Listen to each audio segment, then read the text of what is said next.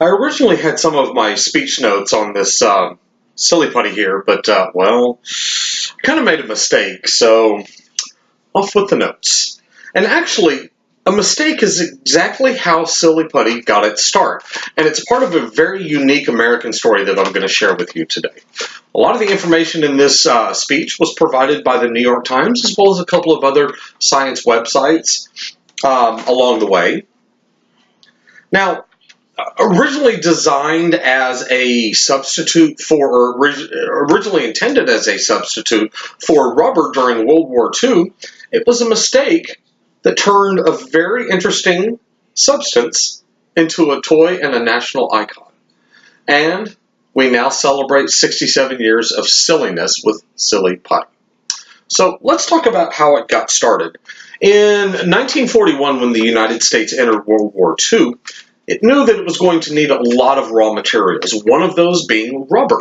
Rubber was going to be an essential raw material in the war production effort. However, the majority of the supply, or the majority of the areas where it was grown, were in areas that were owned or occupied by the Japanese. So the United States had to turn to private industry in order to find a substitute for rubber. And that's where the story of silly putty began. Now, private industry responded, and a couple of different companies really got into the act. And around the same time, two different companies created a very similar substance by mixing a silicon derivative and boric acid to create this rubbery, but not quite rubber substance. General Electric and Dow Corning both created the material about the same time. Now, this is where the story gets interesting. The dispute is over who actually invented it. Now, according to Crayola, the company that actually owns silly putty now, they claim that GE scientists Slim Oliver and Gil Wright were the ones who created it. However, the man who holds a patent for it is Dow Corning Dr. Earl Warwick, who, by the way, only got paid $1 for his patent. Now, Warwick called the new substance bouncing putty, but he really couldn't find anything to do with it once he realized that it was not going to be a suitable substitute for rubber. However, he kept the material in his work area, and other scientists would come by and take little pieces of it and play with it. They would roll it up, they would bounce it, they would kick it to each other. Some would even juggle with it. It became so popular that Warwick had another batch made of the material. And, just like the first batch, more of that material kept making its way outside into outsiders' hands. For years, anybody who came in contact with the substance really didn't know what to do with it. It was a curiosity factor, but beyond that, they couldn't find any real purpose for it. Not until 1950 did the bouncing putty get its first real big bounce. And that was in the form of Ruth Fallgetter and Peter Hodgson, a toy store owner and a marketing executive, respectively.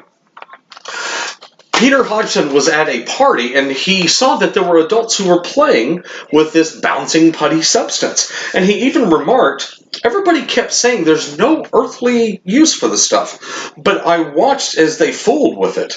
I couldn't help noticing how busy people with busy schedules wasted as much as 15 minutes at a shot just fondling it and stretching it. Hodgson had an idea, so he borrowed $147 and bought a big batch of the bouncing putty. He hired a college student to break off pieces, put them into egg-shaped plastic containers, and he took them to Ruth Fallgetter's store and began selling them there. As time went on, he began to widen the production and the sale of it until it became a nationwide toy. Now, just like the scientists at GE and Dow Corning wondered what to do with it, and they came up with creative ways, so did the people who actually bought the toy Silly Putty. They found very ingenious ways to use it, ranging from the humorous to the very serious, all the way to the diplomatic even. Now, one of the most popular uses of Silly Putty, obviously, is being able to stretch it and press it against newsprint, the Sunday comics in particular. Millions of kids would do that. They would take the Silly Putty and stretch it and press it against the comic strip and then pull it off, and they'd have a great image to play with that they could then pull and shape and distort. It could also be used as a pencil holder. It could be used as a bouncing ball, somewhat. It could be used as a makeshift magnet. It can even be used in building stick houses as the glue for the joints. Now, it's also found more serious uses. Geologists have found that they can use silly putty in experiments because the silly putty can mimic parts of the Earth's crust. Doctors have also found that they can use it for patients who are getting ready to do CAT scans. The reason being that silly putty actually has a lot of gravitational properties that are very similar to human flesh. And doctors have also used it in things like stop smoking programs and other programs where you just need a little bit of that therapeutic action of shaping and playing with the silly putty. And believe me, I spent many minutes doing the same thing. Now, obviously a toy that's found so many different uses, you would think that's it. No, it's actually been used in space. Astronauts have taken pieces of it and they've used it to hold paper, or they've used it to hold cards or other items to surfaces. Just like that. It's even been seen and discussed in diplomatic circles.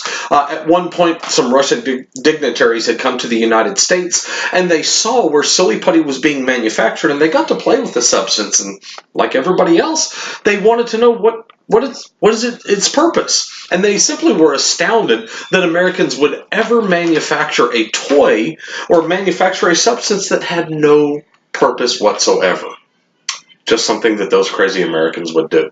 And actually, that is something that's very unique about it. It really is an American toy, especially according to the Times and all the other articles you might read about this.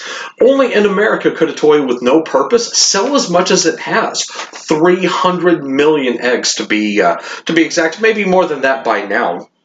That's enough eggs to stretch around the equator of the Earth 3 times without stretching. Culturally, it even has some other impacts. North Carolina State University's summer engineering and science summer camp holds an annual silly putty drop. They take 100-pound balls of silly putty and they drop it from heights of 141 feet to see what will happen. Spoiler alert, it breaks into hundreds of pieces. Silly putty is so popular and so iconic that it even became inducted into the National Toy Hall of Fame in 2001. In the 1990s, the Smithsonian National Museum of Natural History inducted silly putty into part of its Hall of Exhibits. Quoted at the time, the chief archivist of the Smithsonian, John Fleckner, said, "The silly putty collection tells many interesting stories about how this unusual product became an American phenomenon. We are interested in this collection because silly putty is a case study of invention, business, entrepreneurship, and longevity. As each of you enjoy your own egg of silly putty, think creatively about how you'll use it and have fun. You'll be surprised that something with no purpose can keep you occupied and happy and have so much fun at the same time. It's also a testament to the power of creativity. Sadly, you can't really use it to copy the comics anymore because, well, they changed the newsprint." Thank you.